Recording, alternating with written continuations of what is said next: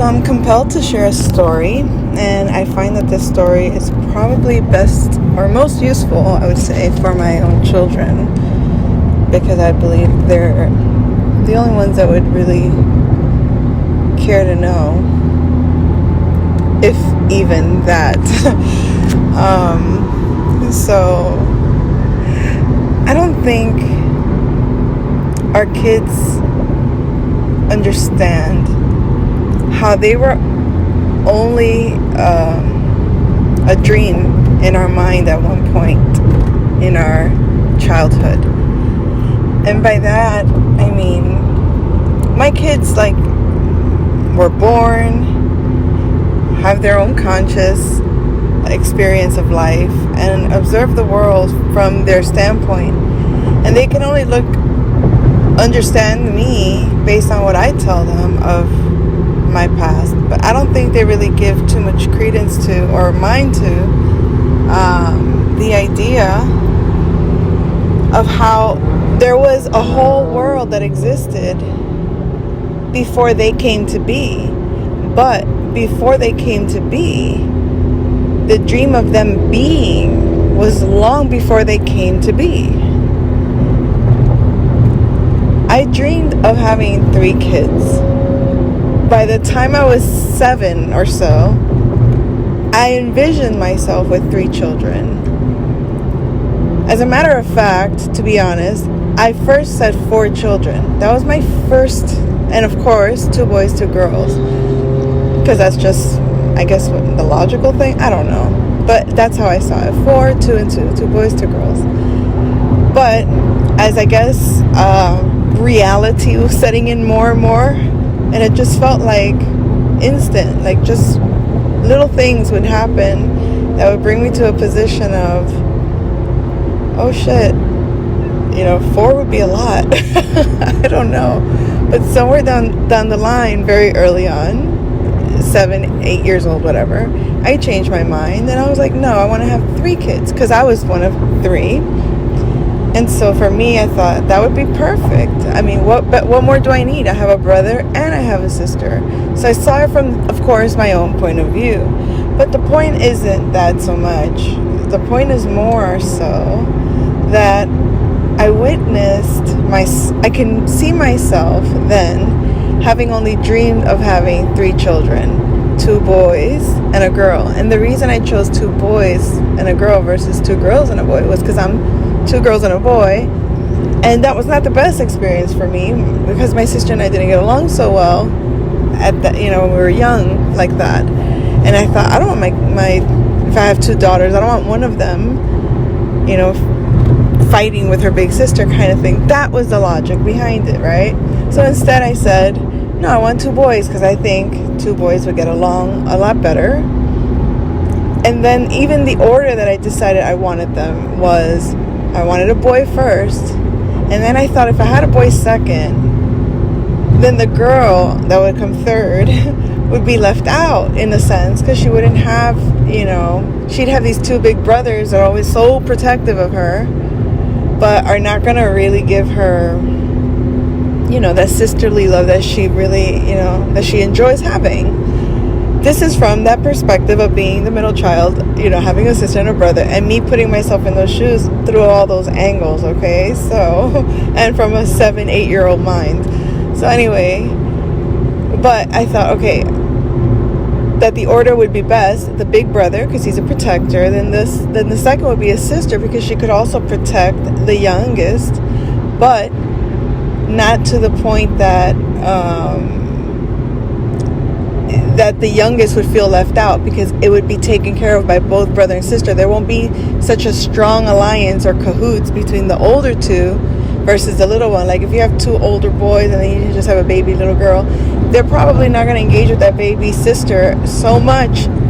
I mean, from my standpoint, I could be completely wrong. There could be boys with a little sister. Okay, whatever.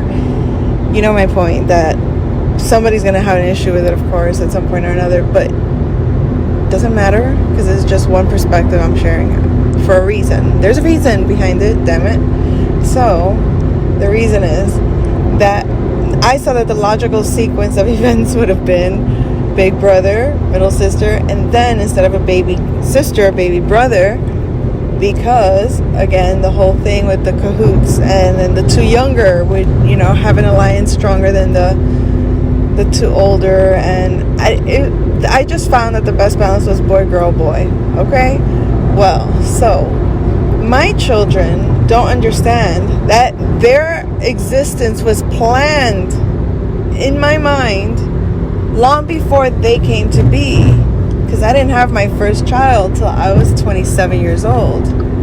So 27 years in the making, you know what I mean? So it's like, so when my daughter was like 3-4 years old, my grandmother passed away. I think she was 3. And I guess that left a very lasting impression in my daughter. So what I noticed was that we had a conversation about heaven, and I mean, she was a baby, obviously, so I'm giving it to her in the, dreamland version of what heaven is, not such a logical, realistic version like heaven is in our mind. And I wasn't gonna go there. I was gonna give her, the heavenly story, whatever, because a child needs to be protected. They have that imagination. It has to be cartoonish, right?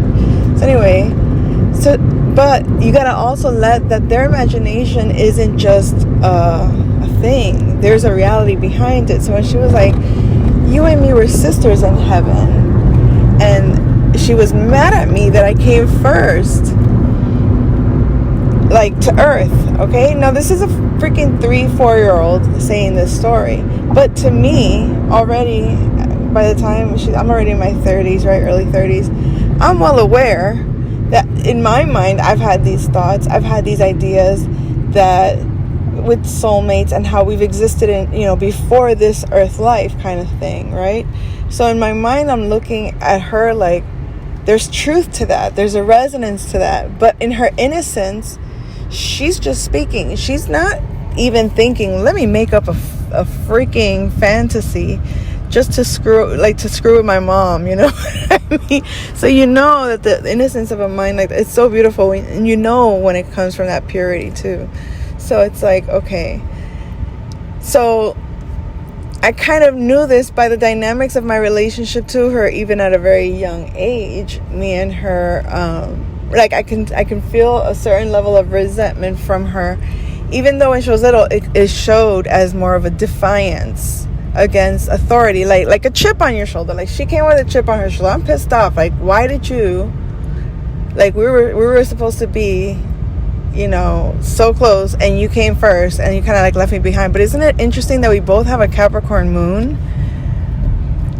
It's like, to me that's hilarious, because with that Capricorn moon, like that bossy chip on your shoulder, like mad at the world kind of thing, like mad, but also acting it out in this like bossy way, like a Capricorn would. And it, again, so resonates. But then there's a side of us, this Gemini side. She's a Gemini, but I'm an Aries, but I have a lot of Gemini in my chart. And the part that's a Gemini for both of us is so like real, in the sense that it comes across as that, bestie sister vibe, that you can have the both, the best and the worst of it.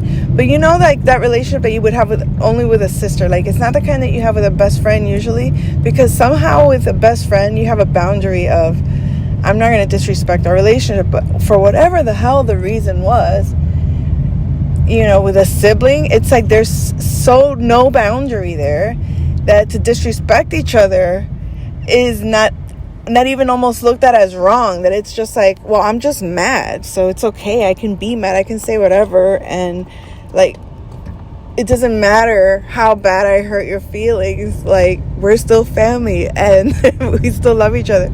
Okay, so that to me is like the worst side of a Gemini connection, that it's just like, it's so raw real in terms of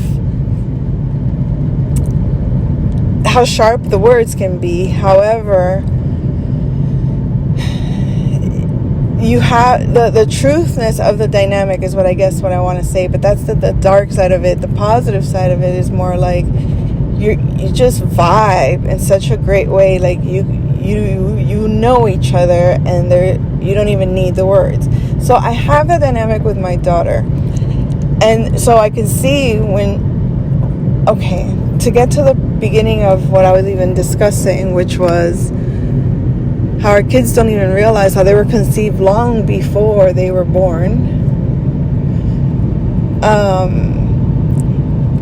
The dynamic that I have with her is an accumulation of that specific dynamic that we had at the beginning in the spirit realm, okay, which is in the world of the intuition, right? And in that space, when she was first conceived, that was the dynamic that I felt in the space that, to her, our beginning was that heaven, right?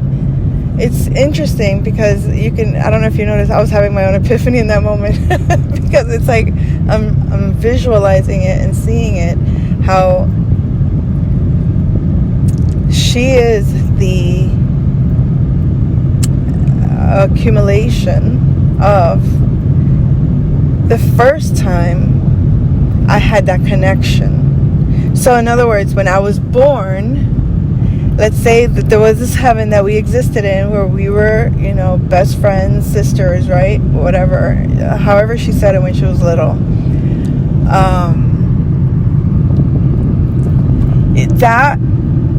She was born in the moment that I experienced it. Even if she wasn't existing on earth with me in that moment, because she came through me, she was there when it happened, in that space of commencement, or that space of the first consciousness that came to be in that moment for me, because I experienced it first.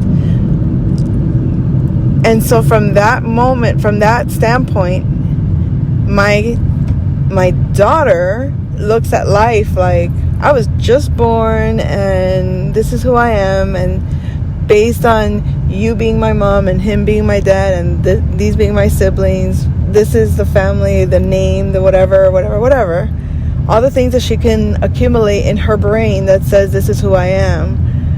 She doesn't realize that she's existed in my life long before she was born.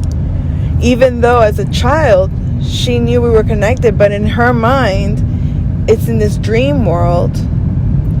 In my reality, she's an accumulation of that experience from the time that I first experienced it with my own sister, then with my cousins or my friends that were representative of that energy of a sister, best friend connection, which is the best aspect of the divine feminine, in a sacred connection with the divine feminine. So that was the first of that. So all that ever was and ever will be is already in that moment. So when my daughter, if she has a daughter, will have also been there, but now it's not just the energy of my daughter, but it'll be the energy of my daughter plus all the experiences that my daughter has accumulated in her lifetime up to the point when her child is conceived. Her representation of what that best friend sister energy is for her. So that's why I guess they say that we mutate, or we upgrade our DNA. That's how it develops. But again, I'm focusing a lot on my daughter. However, this is the experience that I can say I've had also with my sons. In very detailed ways, I can go into each story of our spiritual connection and how that is an accumulation of a dynamic with the masculine from the commencement to all the time span up to the point in time in which they were born. So I can put it like that, but I'm not going to go into the details of those, because I made the point of what the point is, that the child does not understand how much it took for their creation to be manifest, because that's just coming from the mother standpoint, right? But there's also the father. Remember, when he and I came together to make the child, the same way I had an accumulation from the onset of my consciousness, he as well had it. What that would mean to him, which would be a different dynamic, him and his daughter would be a representation of his dynamic with a sister, best friend energy. So from the first time he experienced that, and throughout his age, all the ways that he experienced that same connection led up to that moment of conception. See, and like we think conception is when the two physical beings come together and create a child. Conception was the first time that the concept of that energy dynamic would come to be. So even if, let's say, he would have never really thought about having a daughter, but somewhere down the line, not as a child, but somewhere down the line in his, in his teens or late teens, he discovers that the idea of a daughter would be nice. And then he starts to imagine in his mind, what would that relationship be like? He already has a desire in him of what that would feel like, even if it was dormant, even if he didn't even consider it. But because the consciousness awareness of that is like, hey, now you have a daughter, that relationship that he has to his daughter was already in his mind created the first time he experienced the energy of her. And how he perceived that energy. So whatever relationship he has to his daughter now is I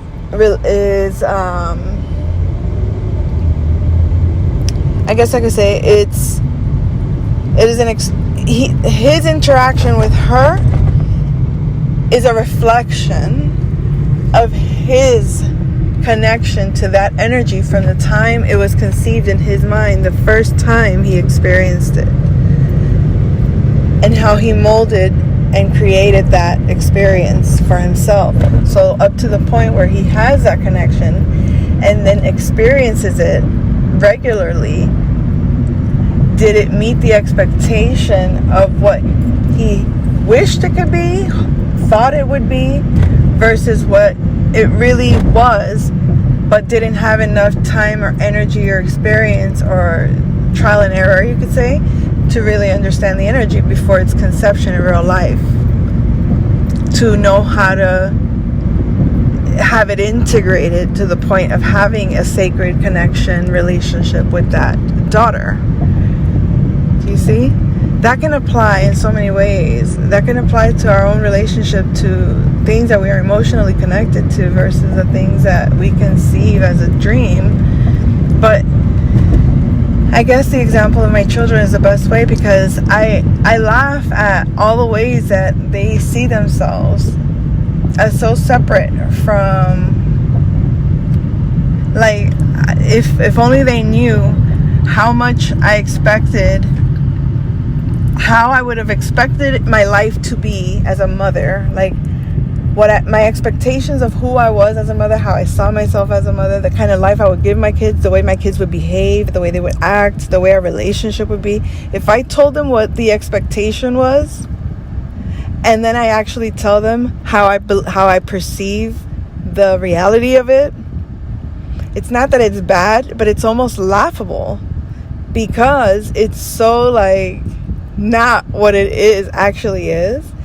And not to say that that's a bad thing, because I appreciate what is and the way that it is, because it's what it is. That there's nothing better than that. That is a reality, and that's what makes it unique. But you can laugh at our own expectations, our own ideals, and then what actually was created of all that energy and all that experience, so that how much of a mirror image of what was conceived, not just between myself, not just between the father, but even also of my own daughter or my own sons. In other words, they were there, but before they were physically here. But I manifested them from the physical reality, and they manifested themselves from the spiritual reality. Just like I manifested myself from the spiritual reality with my parent, but my parent manifested me from the physical. It doesn't mean that we were not present before the physical was evident. And that's what I want to convey to my children. I want them to recognize what a awesome experience is to know who they were expected to be, or who, and not, again, it's not supposed to be in a bad way, I expected you to be a doctor, you ought to be ashamed of yourself because you're not a doctor. No, not even close. It's more based on the archetype that I experienced of you before you were born. It's not that you remind me of one in particular person, but you have traits of a combination of different people that I've experienced in my life. And then there's this, what I would love my relationship to my daughter to be, would have been, as a child, I would have been oh, it would be so cool if I have a daughter. We would be like this and we would be like that. And these are innocent, childlike ideas, right, that we have in our head. At least for me it was. So it's you create all these fantastical ideals of the perfect relationship, of the perfect dynamic, of the perfect way of communicating, of the perfect way of being, looking, everything. And then you get to the real story of how it happened, how it came to be, how you existed long before you came to be, and to be able to tell someone that, I think that's such a beautiful map to give to a child. And it's not all gonna be, beautiful and sweet, because those archetypes also carry negative vibrations, as we all do. But those are the shadows that we have to embrace of our duality, right? So it would be I feel like it's such a gift to give to our children, that kind of recognition, or that kind of empowerment, so they don't feel like they were just born and I have no idea how you came to be who you are, and no, I know exactly, what made you, all the components, all the way to I can only speak for my experience, right?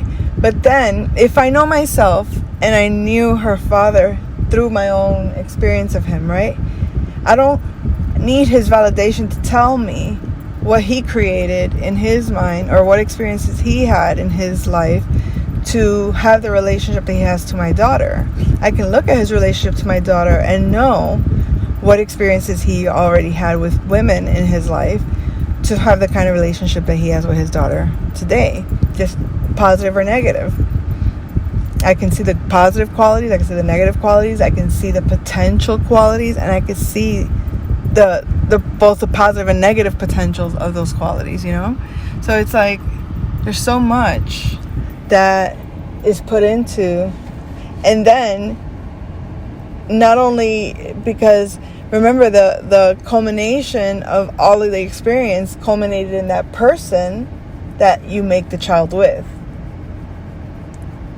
It's so you don't have to go through every individual that led up to that person, but all these, it's almost like a map of DNA sequences that you can be oh, from the time that I conceived of having a child, and every relationship that led me to this relationship, that led me to have this child at this time, these are the sequences of events that occurred in order for this to be the way it is.